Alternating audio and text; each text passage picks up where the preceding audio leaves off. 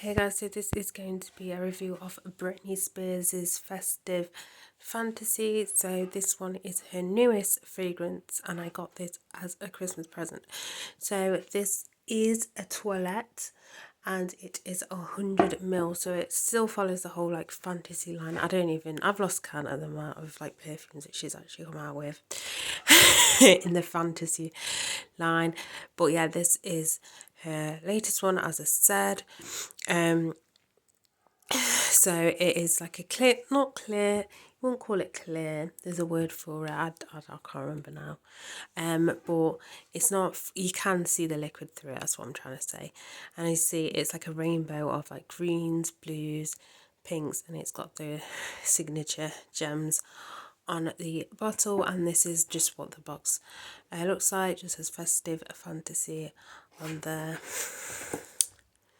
So let us get on to what this actually smells of. So we're going to start off with the notes. So the top notes are dewberry, sour cherry and plum. Middle notes are lily, freesia and jasmine, and the base notes are sugar, vanilla, musk and sandalwood.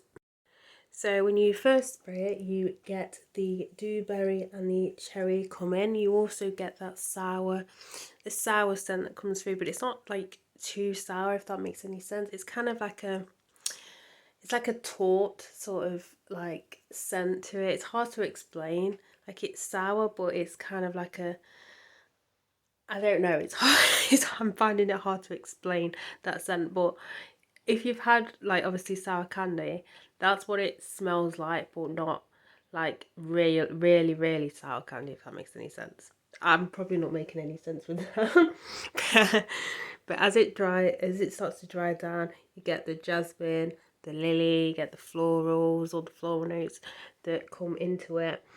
And as we get deeper in it, this is where it gets really sweet. Obviously you've got the sugar in the base notes. You get the vanilla that gives it that creamy smell. You know, I love love my vanilla, and the musk and the sandalwood. But overall, it's quite a sweet, fruity fragrance. Now, this reminds me a bit like Island Fantasy. That one is also a toilette.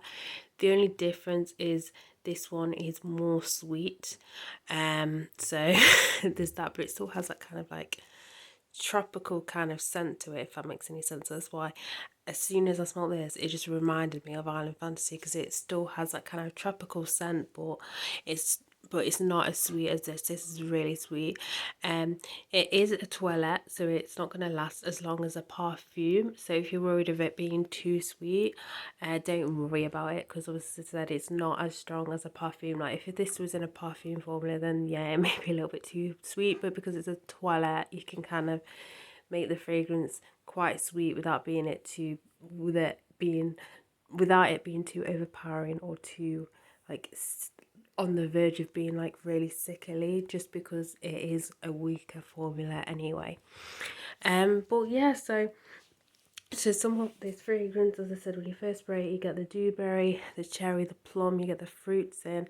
You get that sour note, which I find it hard to describe, but I don't know if that description helped anyone. As it smells, it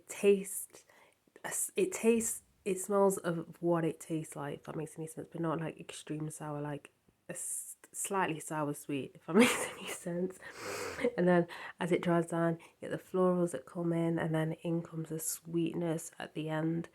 To sum up the whole fragrance, it reminds me of basically candy, like sweet, sour candy.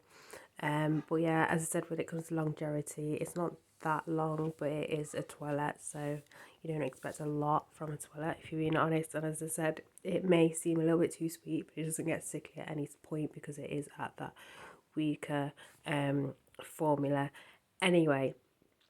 But yeah, that is it for this review, so bye guys.